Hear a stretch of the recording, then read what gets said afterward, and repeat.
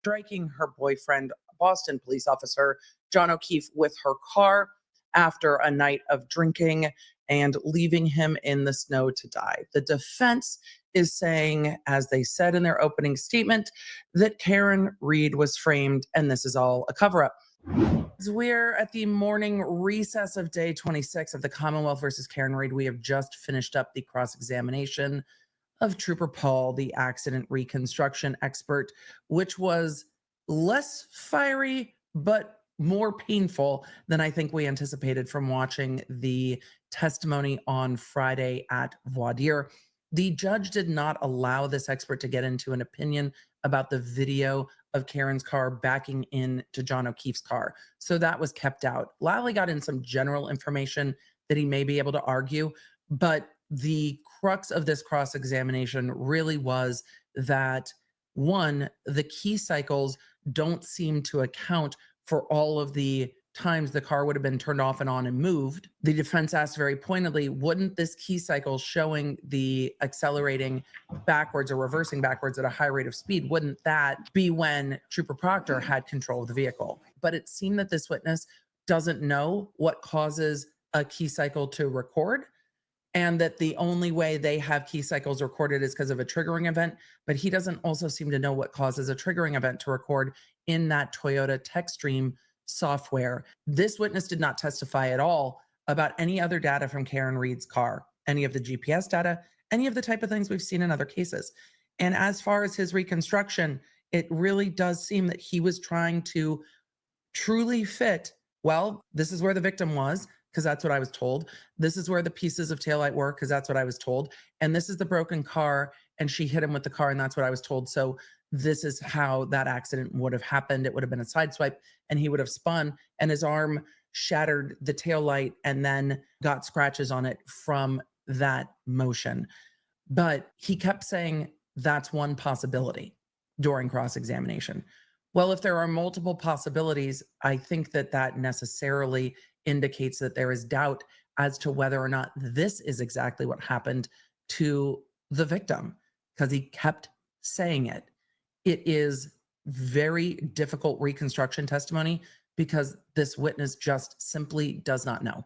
And that is really frustrating to watch go on and on and on, that this is the Commonwealth's expert that is supposed to make clear how things happened. And again, it has not made anything clear except that this was beyond, I think, the scope of this expert's knowledge and experience. The state has their 65th witness on the stand, who is from Celebrate. The Celebrate witness is explaining, again, Jen McCabe's Google search, why the Safari tab time at 2:27 a.m. would extract in a Celebrate report showing the last known search and showing deleted when he says there's nothing in the history database to show it was user deleted. That is the core of his testimony. I am sure the defense experts will disagree with it, but the core of his testimony is whenever you open and pull up from the background that browser tab in Safari, it will show the timestamp of the tab activity. Then the searches are later, and the databases show the searches at 6:23 and 6:24 a.m. Why does that matter as to what happened to John O'Keefe? It goes to the defense's theory, because if Jen McCabe was Googling how long to die in the cold at 2:27 a.m., doesn't it indicate something else happened to John O'Keefe? So it's very important to the Commonwealth, it seems, to head that off. I wish we saw the Commonwealth focusing as much on how they think Karen Reed's vehicle hit John O'Keefe. But we finished with their vehicle reconstruction expert, and that testimony was not clear to me. Because there are so many questions, and because the data we got from the Toyota service app that they downloaded was based on when the cycling of turning the car off and on is, there isn't GPS data from the car. And if there is, they don't have it. So is that going to be reliable for a jury? I don't know. We're going to have to wait and see till we get to the end of the state's case, which it should be soon. We're at the end of the day on trial day 26th, and it's clear that the judge is struggling with the schedule here. It is Monday, June 17th. Tuesday, the jury will not be present. Wednesday is a federal holiday for Juneteenth. The current witness on the stand who did cell phone extractions for the victim's and defendant's phone is in the middle of direct examination and will not resume that direct examination until Thursday. That witness was just starting to get into text messages and call logs between Karen Reed and John O'Keefe, Karen Reed and others.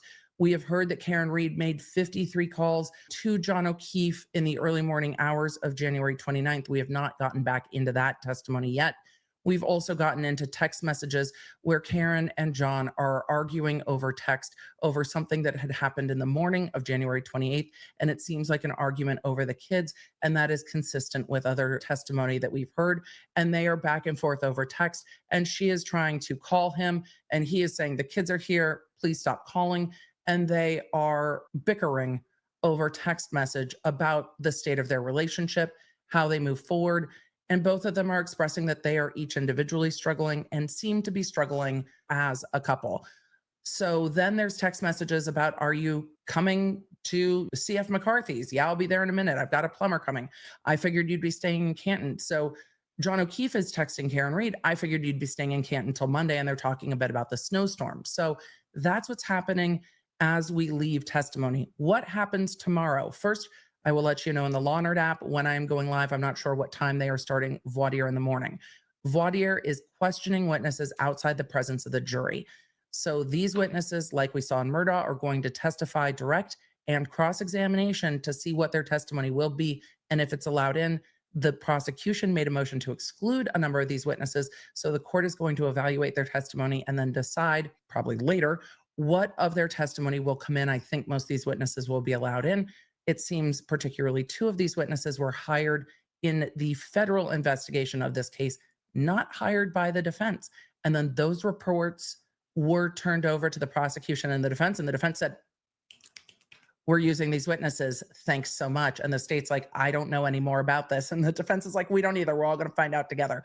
So we're all going to learn together what's going on with the defense witnesses. The prosecution has not rested their case. They are in the middle of a witness. But these defense witnesses are coming in from out of state, and it's very important to the court scheduling. So the jurors get a 2-day break on Tuesday and Wednesday.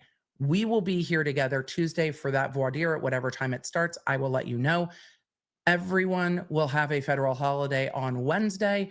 Thursday, fingers crossed, the state's going to rest their case. Fingers crossed. For deep dives into the stories that I covered here, you can find them on my YouTube channel at The Emily D. Baker and The Emily Show.